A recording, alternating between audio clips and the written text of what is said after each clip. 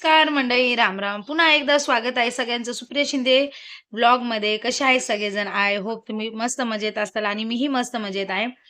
जास्त काही बोलत नाही. बोलण्याच्या आधी सांगते, की हे बघा केवढं गबाळ झालेलं आहे. खूप सारं गबाळ झालेलं आहे.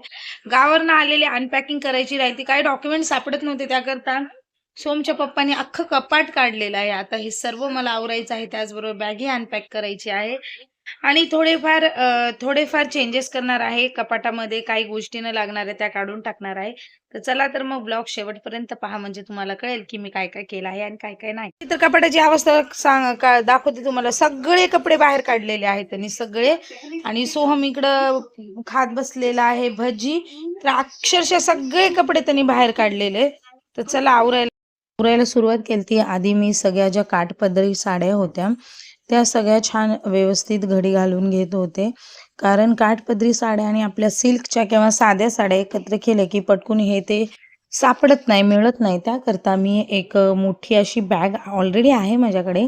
तर मी ठरवलं की त्यामध्ये सगळ्या काठपदराच्या साड्या आणि ज्या हेवी आहेत त्या ठेवायच्या आहेत. कपाट पूर्ण काढून क्लीन करून घेतलेलं आणि ही बॅग जी होती ती गावावरून आणली होती आणि अशा प्रकारे काठपदरी साड्या सगळ्या त्यात ठेवून घेतल्या. त्यानंतर जे ब्लाऊज शिवायचे होते साड्यांवरती ते ब्लाऊज मी काढत होती. कारण मी ब्लाऊज असे घेतलेत की ते प्रत्येक साडीवरती रेडीमेड जे ब्लाऊज घेतलेले आहे ते प्रत्येक 1-2 साड्यांवरती मॅच होतील. पण आता वेळ आली होती की आता साड्यांवरचे ब्लाऊज शिवायला टाकायचेच होते. तर सगळे मी जेवढे मला सापडले आहेत तेवढे सगळे ब्लाऊज शोधून बाजूला काढत होती. कारण भरपूर एक 10-12 तरी ब्लाऊज मला शिवायला टाकायचे होते आणि हा जो ब्लाऊज होता हा खूपच पातळ होता. तर त्याकरता मी ह्याला बाजूला ठेवलं की हा शिवून पण उपयोग नाही, कारण हा नंतरनं सगळा निसटून जातो. आणि हे ब्लाऊज आहेत हे सगळे शिवायचे ब्लाऊज आहेत. सोहमच्या पप्पांच्या खिशाला कात्री लागणार होती. तर त्यांना मी मोजून दाखवत होते की 10 ब्लाऊज आहेत, 10 ब्लाऊजची शिलाई द्या आता. जवळपास 10 ब्लाऊज झालते जमा, टाकायचे होते. अशा प्रकारे पूर्ण कपाट आवरून झालेलं आहे. कपाटामध्ये मी फक्त ड्रेसेस ठेवलेले आहेत. बाजूला 1-2-3 साड्या ठेवलेल्या आहेत, ज्या की फक्त अशा रेग्युलर वापरता येतील. आणि इथं सगळे हेवी ड्रेस वगैरे, हेवी म्हणलं तरी इथल्या इथं कुठं जायचं असेल तर घालायचे ड्रेसेस ठेवलेले आहेत. हा एक फक्त हेवी ड्रेस आहे. आणि यामध्ये सगळे ब्लाउज पीस आहेत जे की मला ह्या महिन्याभरामध्ये शिवूनच घ्यायचे आहेत. त्यानंतर ना इथलं लॉकर काढलेलं आहे. काय डॉक्युमेंट्स आहेत ते व्यवस्थित ठेवायचे होते, ते लॉकरमध्येच ठेवते मी. तर ते व्यवस्थित करायचे आहेत. ह्या सगळ्या ओढण्या आहेत माझ्या लागणाऱ्या.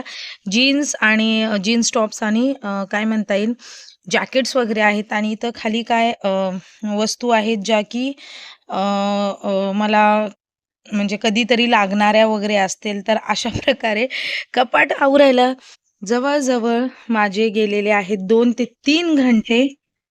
इकडे तरी तसंच शिल्लक आहे. हे कपडे आत्ता आलेले आहेत, शिवायला टाकले होते.